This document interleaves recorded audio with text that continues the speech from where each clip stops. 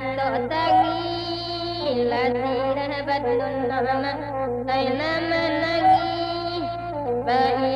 ibo mama dan badan dan mama Allah badan atinan kusui wanam tanun nama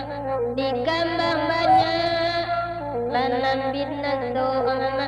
dan badan dan mama Allah badan oi di manyokit ni mama Allah bahma inma tolong sampaian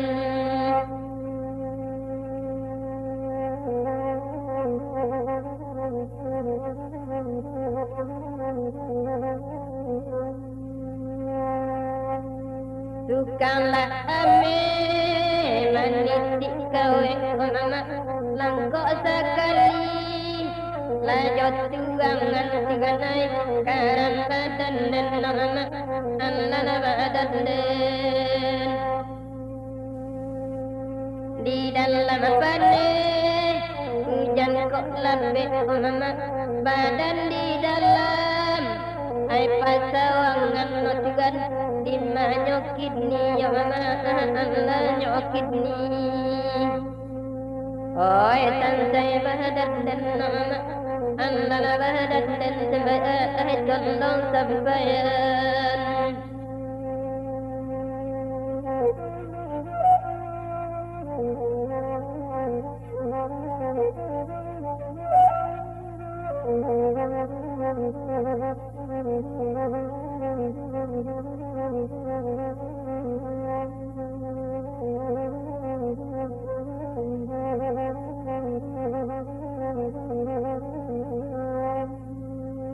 kayulah gadang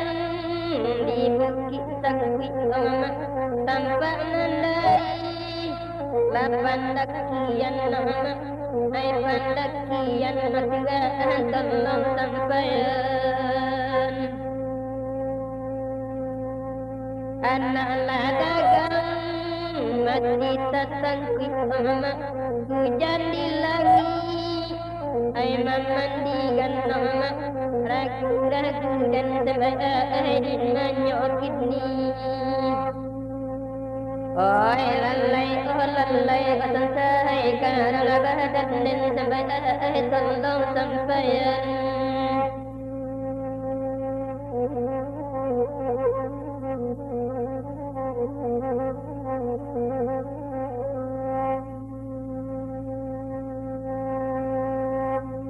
oi nangka balai kapadang panjang mama ai nangka pulang di sanjok hari mama karang badan dan mama Allah badan mabu adek uru lasan gadang mama kini badan ai disasai mama karang badan dan mama Allah badan oi karang sahabit mama Allah sahabit dua tigana di manyokit ni